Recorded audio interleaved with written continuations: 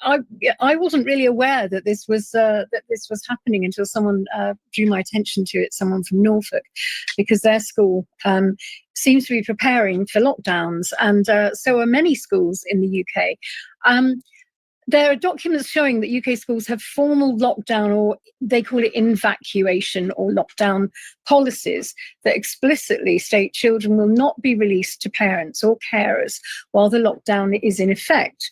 Now, this could create fear and anxiety amongst children and parents. It also gives the state agency over parents, which is a bit of a worry.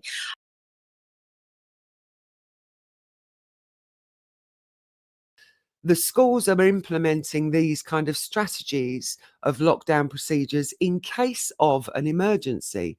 Now, I know that emergencies do happen. I know that's it can happen. It's one of those things. But the thing that really struck me was the fact that you're putting children into a state of fear right at the primary school level. These strategies that are going to be placed into schools are being placed into primary schools. So, for example, if there was a chemical leak, if there was a school shooter or something along those lines, they're teaching children that there are procedures that need to be put in place. And for me, it immediately brought up the fear aspect, and giving that sensation of being fearful to children at primary school. But if you're in a space of fear and you're living in a space of fear, then you are going to have a form of trauma that can be born from that fear. So it's not like, you have trauma and then you're fearful. This is at between the ages of 5 to 11. That is instilling fear in our children from a very, very young age. I mean, you can look at the psychology of it, but the actual facts are that the physical health of your body, your actual physical body, is affected by the psychological stresses and fears that can come through, because it physically lowers your immune system. It can make your immune system dip.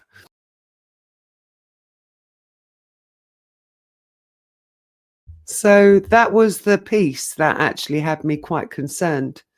And the concern that I had, I put into a deep dive on AI. I've stopped using Google for obvious reasons. However, what I'm stuck with on an AI front is Copilot, because that's what I have on my computer. And Copilot allows me to do quite deep dives, so you can do information searches that are really quite in depth. But what I did initially was just ask the question, and I'll show you it here. I have a real concern about new primary school lockdown procedures in the UK, specifically the impact on children's mental health and physical health from being placed in a position of fear at such an early age. And interestingly, Copilot agreed with me. You're absolutely right to be concerned, says Copilot. Evidence shows that lockdown procedures, while designed for safety, can have unintended psychological and physical effects on young children if not handled with care. Lockdown protocols in UK primary schools are intended to protect children during emergencies such as intruders or nearby threats. So this isn't lockdowns that are put in place as we had with COVID. This is not looking at taking your child out of school, locking the school down and not allowing your child to return for a period of time. These protocols and procedures that are being put into our primary schools and in our schools in general are for locking children in. So the emotional and developmental impact of these procedures, especially when they stimulate high stress scenarios, raises serious questions about long-term well-being. And Copilot then goes into the mental health impacts. Several studies and reviews, and the great thing about Copilot and any AI that you use, you can get sources, you can ask for the sources to be given. And obviously Copilot has given us sources to these, so we will check out these sources. Heightened anxiety and fear. Children exposed to lockdown drills or real lockdowns may experience increased anxiety, especially if the procedures are not age appropriate or are poorly explained. And that comes from the Mental Health Foundation, Impacts of Lockdown on the Mental Health of Children. Trauma and hypervigilance. Repeated exposure to fear-based scenarios can lead to symptoms resembling trauma, including sleep disturbances, clinginess, and difficulty concentrating. And that also comes from the Mental Health Foundation. And a disruption of trust and safety.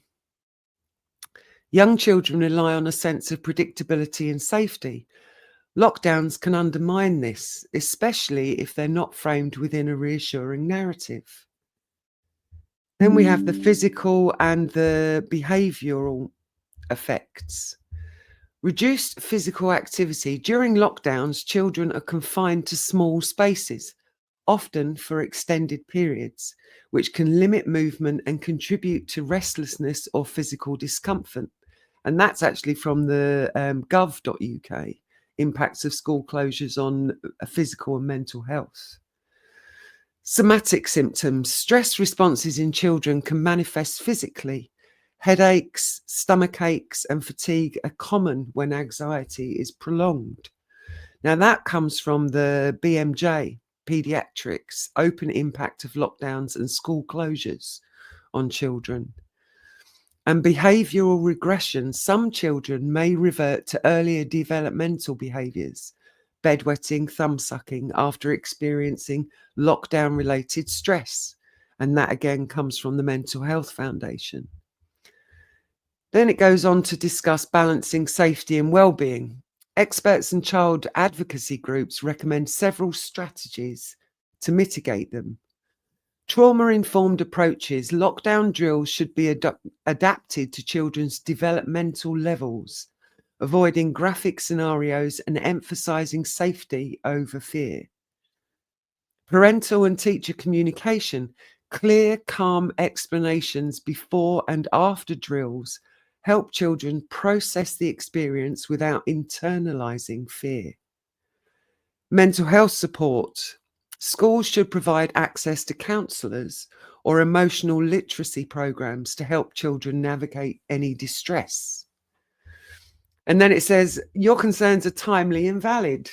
The rise in mental health challenges among children post-COVID has already prompted calls for more compassionate, evidence-based school safety policies. And that comes from Schools Week, Lockdown Legacies. And that's come after looking at the time that children spent in lockdown during COVID. Lockdown procedures must be scrutinised not just for their effectiveness, but for their psychological cost, especially in formative years. Understanding school lockdown drills in the UK, a guide for parents. Oh, this is the run, hide, tell. What are lockdown drills? How are lockdown drills? Right, okay. Run, hide, tell. Okay. Well, it's a 2-minute video. We'll watch it and see. While the chances of being caught up in a terrorist incident remain rare, it is important to be prepared and know how to protect yourself if the need arises. If you're involved in a terrorist attack, our advice is run, hide, tell. If you can, locate the threat using sight and hearing. If there is a safe route, run. Insist others go with you, but don't let their hesitation slow you down. Don't waste time filming videos or collecting belongings. Running to safety is your best option. If you can't run, hide. If possible, lock yourself in a room with solid walls, barricade yourself in, and move away from the door. Find cover that can withstand threats such as a knife or a gun attack. You may need to use any hiding place that puts you out of sight of the attacker. Be very quiet and still. Silence your phone and turn it off vibrate. Avoid any noise or movement that will attract the attacker. Stay hidden until you are rescued. This may take some time. Call 999 only when you are completely safe to do so. Listen carefully to the operator and give as much information as you can. If it is safe to do so, stop other people going towards the danger. Remember, in the event you are involved in a terrorist attack, run, hide, tell.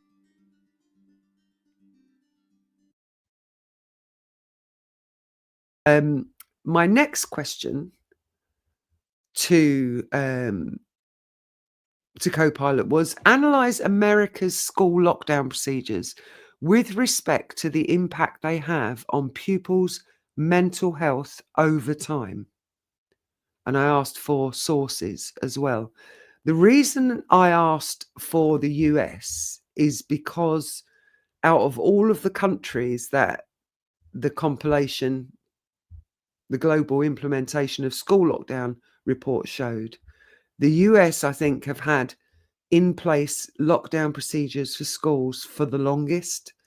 And my reasoning was, if they've had things in place the longest, then they will have more data in order to have looked at the implications for students' mental health and their general health and wellness. So this is their conclusions. Impact of US school lockdown procedures on student mental health. School lockdown procedures in the United States. An in-depth analysis of their impact on pupils' mental health over time.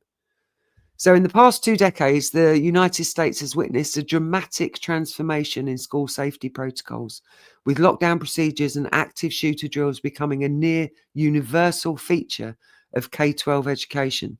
These measures, designed to prepare students and staff for the possibility of violent intrusions, have been implemented in response to a series of high-profile school shootings and a growing societal focus on emergency preparedness.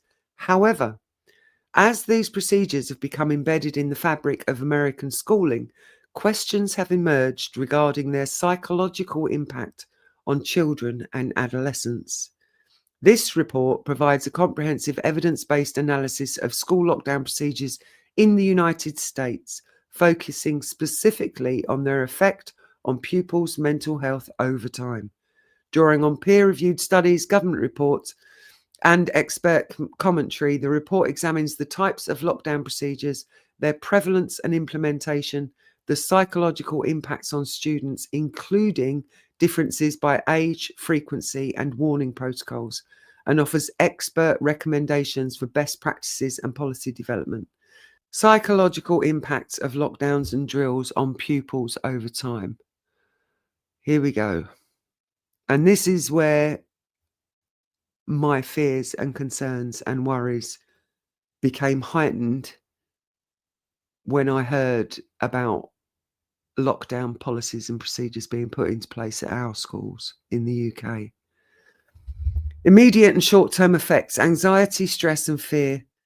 Multiple studies have documented significant increases in anxiety, stress, and fear among students following lockdown drills, particularly those that are unannounced or include realistic sensory elements.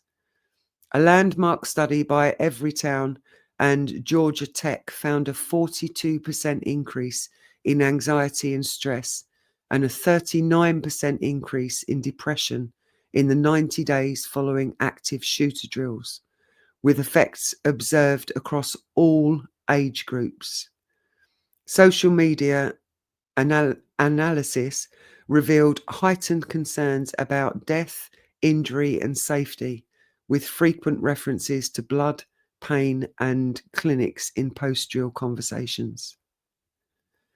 Trauma and somatic symptoms. Lockdown drills can trigger trauma responses, especially in students with prior exposure to violence or mental health challenges. Symptoms may include nightmares, avoidance behaviours, somatic complaints like headaches, stomach aches, and difficulty concentrating. Teachers and parents have reported children crying, shaking, and experiencing sleep disturbances after drills, particularly when drills are unannounced or highly realistic. Perceptions of safety. Paradoxically, while drills are intended to enhance preparedness, some students report feeling less safe at school after participating in them.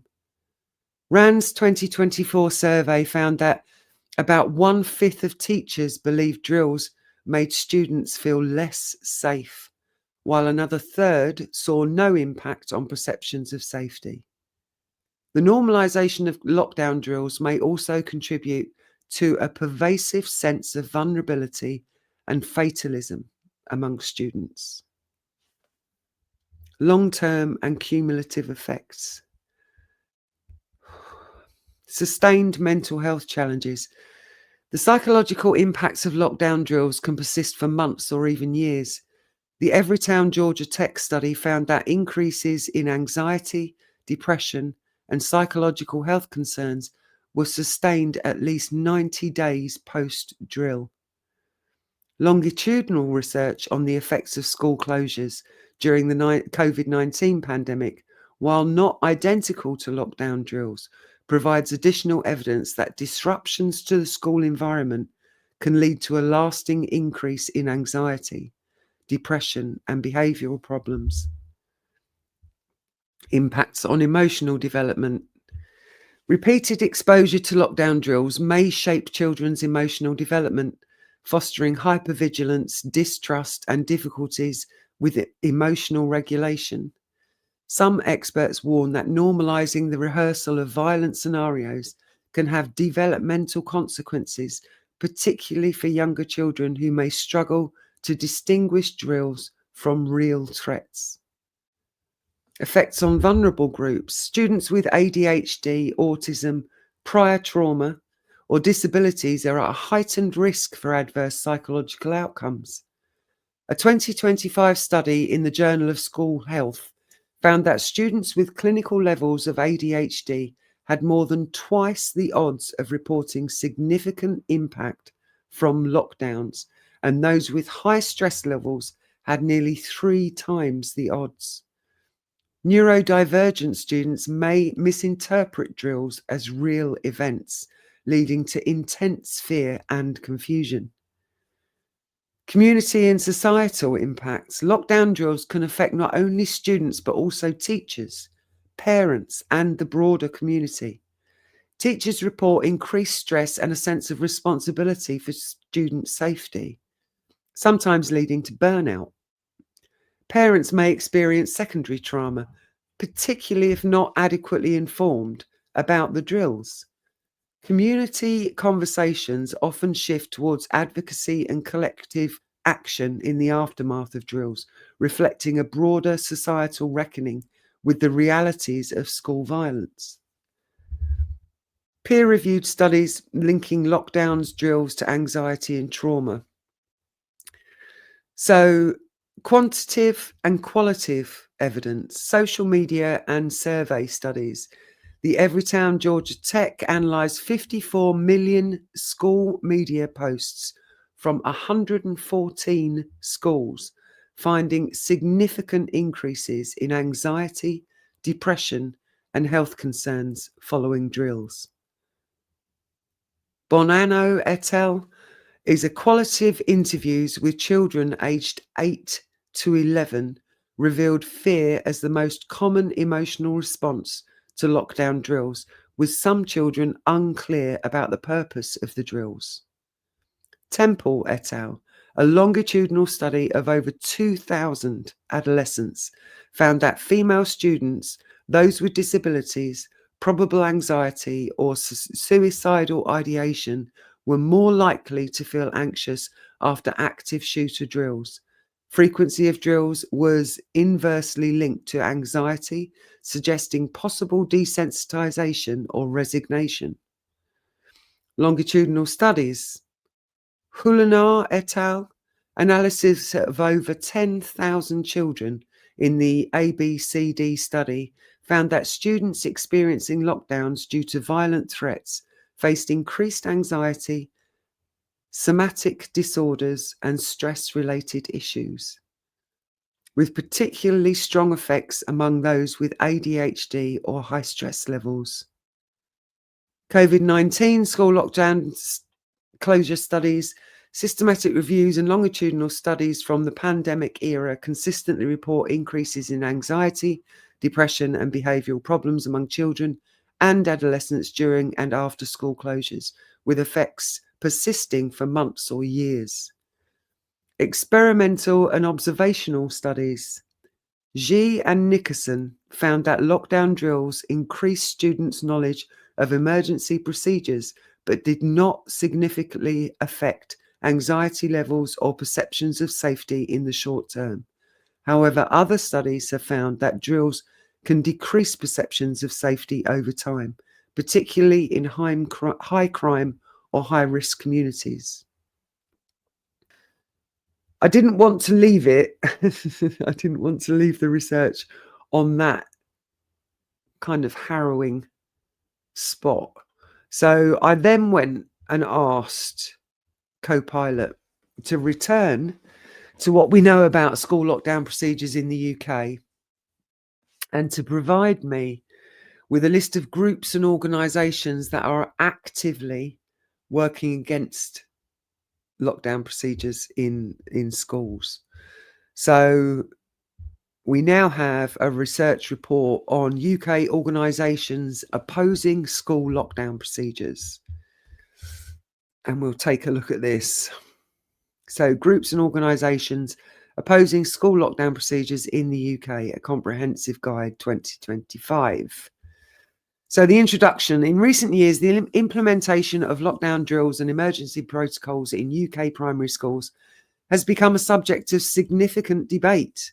While these procedures are designed to enhance safety and preparedness in the face of potential threats, a growing number of advocacy groups, educational organisations, mental health charities, parent coalitions, and professional bodies have raised concerns about their psychological, developmental, and ethical implications, particularly for young children and those with special educational needs and disabilities. SEND. This report provides a detailed overview of the key groups and organisations actively working against or critically scrutinising school lockdown procedures in the UK as of late 2025. It synthesises their stances, campaigns, and the broader context, drawing on official statements, campaigns, academic research, and media coverage. So we have parent-led campaigns. Cease emergency lockdown drills in UK schools. And this is change.org and it's a petition. So the stance and activities. This grassroots campaign initiated by concerned parents calls for an end to emergency lockdown drills in UK schools.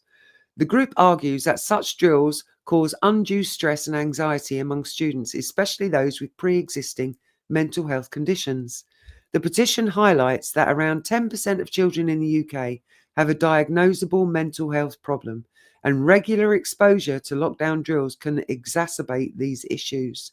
The campaign urges the Department for Education to reconsider current practices and develop alternative, less traumatic safety measures. So they have an ongoing petition, and it's garnered support from parents, educators, and mental health advocates. It references research from the Mental Health Foundation UK to support its claim. And we will click on it and see if we can go straight to it.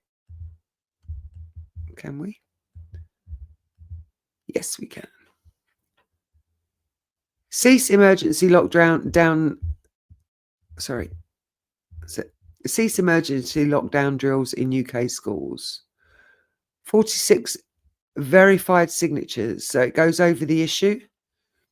It says about the petition starter. And if you would like to, this is where you would This is where you would sign. So that's www.change.org, cease emergency lockdown drills.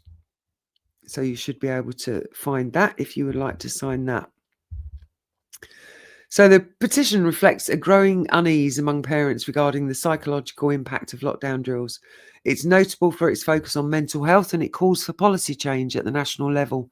While the number of signatures is modest, only 46 so far, the campaign has contributed to wider public discourse and has been cited in media discussions about school safety protocols. Social media, so parent coalitions. Parent-led groups on platforms such as Facebook and X, formerly Twitter, have become increasingly vocal in their in their opposition to lockdown drills. These coalitions often share personal stories of children experiencing distress during drills, coordinate letter writing campaigns to schools and local authorities, and disseminate information about alternative safety approaches. So relevant campaigns, coordinated social media campaigns, organisation of online forums and webinars featuring mental health professionals and educational experts. So these informal coalitions have played a significant role in amplifying concerns about the emotional toll of lockdown drills.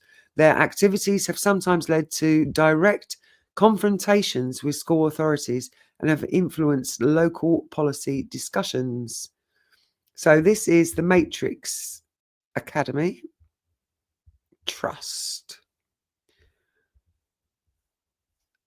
Smart Response. Smart Response is Matrix Academy Trust's trademarked lockdown and incident response strategy. It provides leveled practical approach to emergency incidents, clear notes, well-designed training, ongoing scenario-based testing. With experiencing lockdown across our trust, we realised the national guidance was vague and inconsistent, so we built Smart Response. Okay. Supporting schools across the West Midlands. Okay. Training modules. So you can go through that.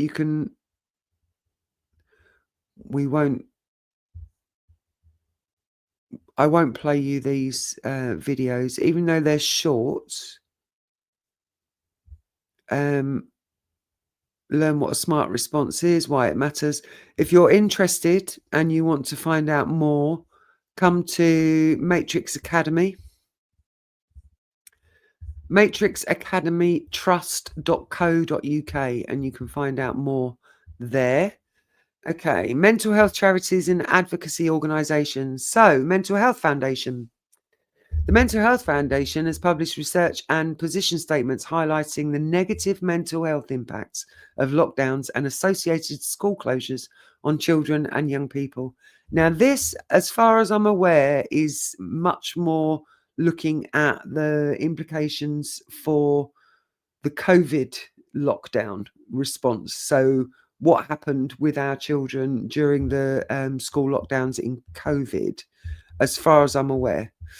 The Foundation's evidence-based approach lends significant weight to critiques of lockdown drills. Their research is frequently cited by parent groups and in policy debates, and their recommendations have influenced calls for more trauma-informed and developmentally appropriate safety protocols. So that's the Mental Health Foundation. So you can find out about them from their website. Young Minds. Young Minds is a leading UK charity focused on children's mental health. It's consistently highlighted the negative impact of school closures and emergency measures on young people's well-being. See, I think this one, this is more about the COVID pandemic. What impacts is the COVID-19 pandemic having on education? So it's looking more COVID-based rather than looking at the measures that are in place or being put in place in our schools. Young Minds research and advocacy has contributed to a broader understanding of the unintended consequences of emergency protocols in schools. Their emphasis on the protective role of schools in supporting mental health underlines the need for careful consideration of the psychological impact of lockdown drills. So if you want to find out more, you can go to Young Minds. NSPCC has raised concerns about the increased risk of child abuse and mental health issues during periods of lockdown and social isolation. So this is, the links are more COVID-19 based. Their focus is on the broader safeguarding context, reinforces arguments for caution in implementing potentially distressing emergency procedures. Their recommendation for mental health support and trauma-informed practice are frequently referenced in debates about school lockdown policies.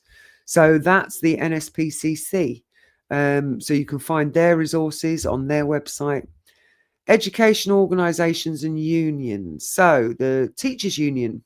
Now this union is the one that is actually looking to shape and form the policies and procedures that go into our schools.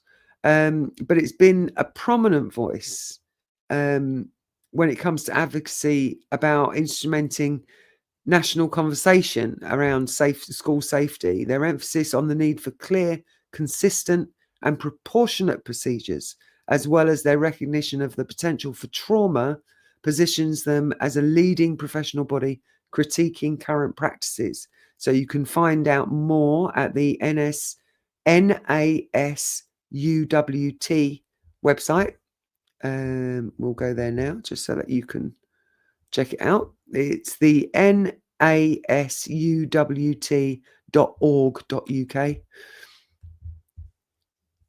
Matrix Academy Trust and Smart Response Initiative. We've just looked at the Matrix Academy Trust and their Smart Response. Matrix Academy Trust proactive stance and willingness to share resources have influenced best practice across the sector. Their critique of traditional lockdown drills and advocacy for more nuanced, context-sensitive approaches aligns with broader calls for reform. Association of School and College Leaders, the ASCL. Now, their balanced approach reflects the complexities faced by school leaders in navigating safety, legal obligations, and the welfare of their communities. So that's the ASCL. Child Development and Psychological Bodies. So, British Psychological Society, the BPS. We can have a look at them. From Tots to Teens. From Tots to Teens, Psychology and the School Return. So the BPS evidence-based approach and focus on individual differences provide a valuable framework for schools seeking to implement emergency procedures in psychologically safe manner. Royal College of Psychiatrists, Young People's Mental Health. So RC Psych is the website for them. Young people and children's mental health. This section contains information for children and young people and parents and carers about mental health. So you can go there and you can look for resources there. Their resources are widely used by schools and parents to inform practice and policy, reinforcing the need for careful consideration of the psychological effects of emergency procedures. So we have campaigns and petitions. We have the change.org, the cease emergency lockdowns that I've already showed you, academic research on psychological impacts.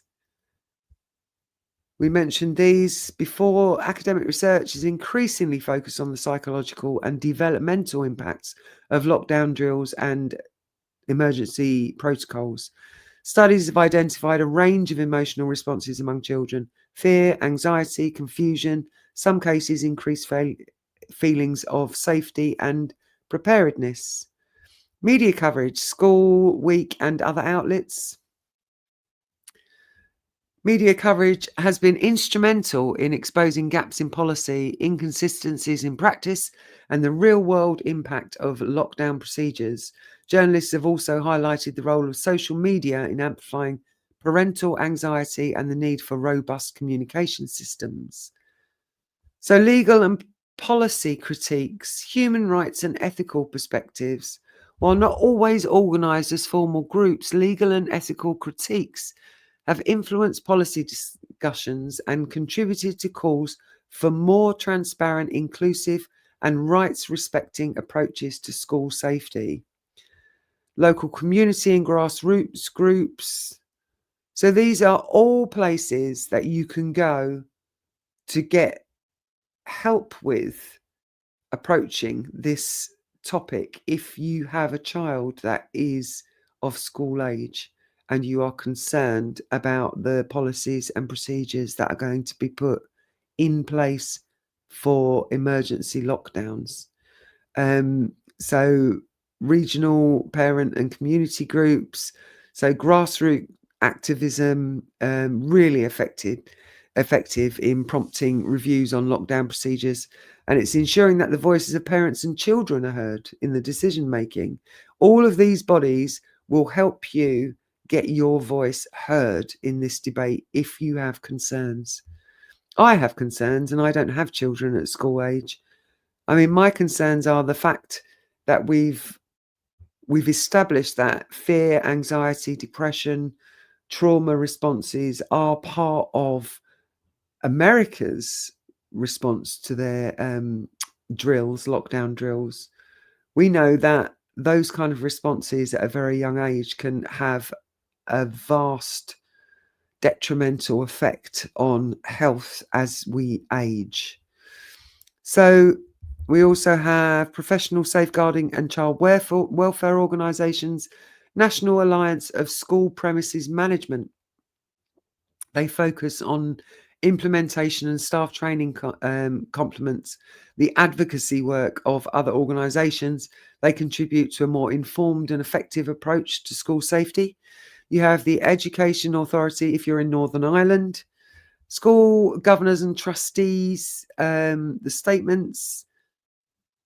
So you can go to, the case studies here are from Hampshire and Matrix Academy again, the Matrix Academy Trust. Police and emergency services advice. So police guidance supports the move towards more nuanced and trauma-informed approaches with an emphasis on training, communication and inclusion of SEND considerations.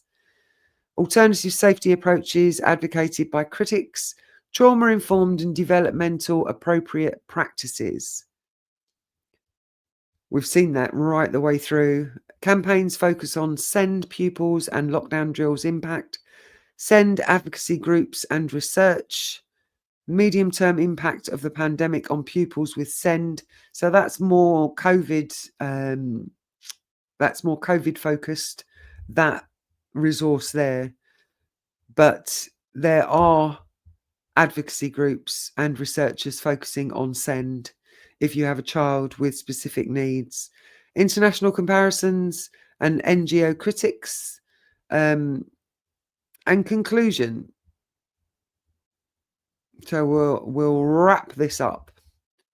The debate over school lockdown procedures in the UK is characterised by a diverse array of voices, ranging from parent-led campaigns and mental health charities to professional bodies, academic researchers and local community groups. While there is broad recognition of the need for emergency preparedness, there is also growing consensus that current practices, particularly in primary schools, may have unintended psychological, developmental, and ethical consequences. The organisations and groups identified in this report have played a critical role in challenging, scrutinising, and shaping the evolution of school safety protocols.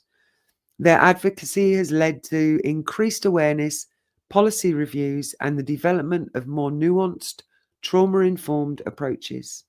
As the UK moves towards the full implementation of Martin's Law and continues to refine its approach to school safety, it is essential that the concerns and recommendations of these groups are taken into account.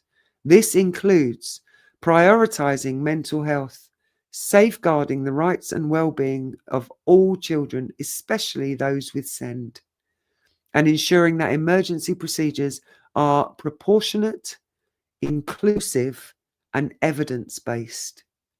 Ongoing dialogue between schools, parents, professionals, and policymakers will be vital in achieving a balanced and effective approach to school safety.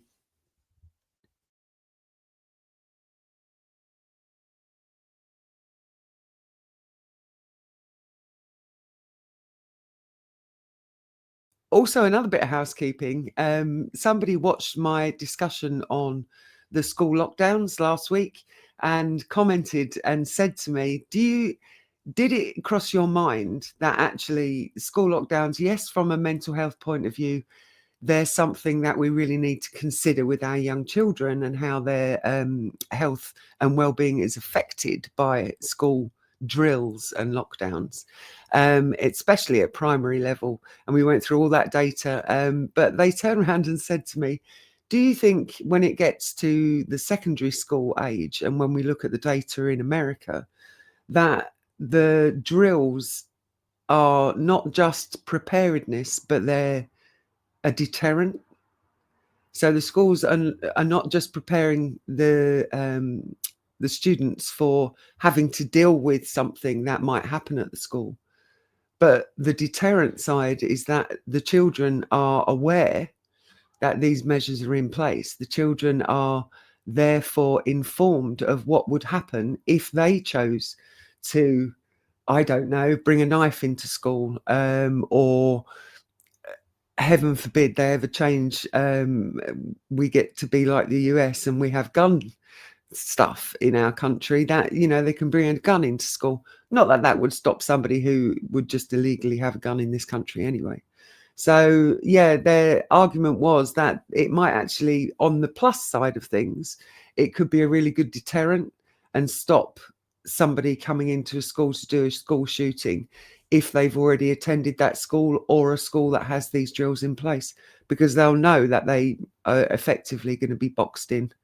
So it was an interesting discussion, but it does add weight to the side of the argument that is along the this is a good thing line, you know, like it could be viewed as a good thing.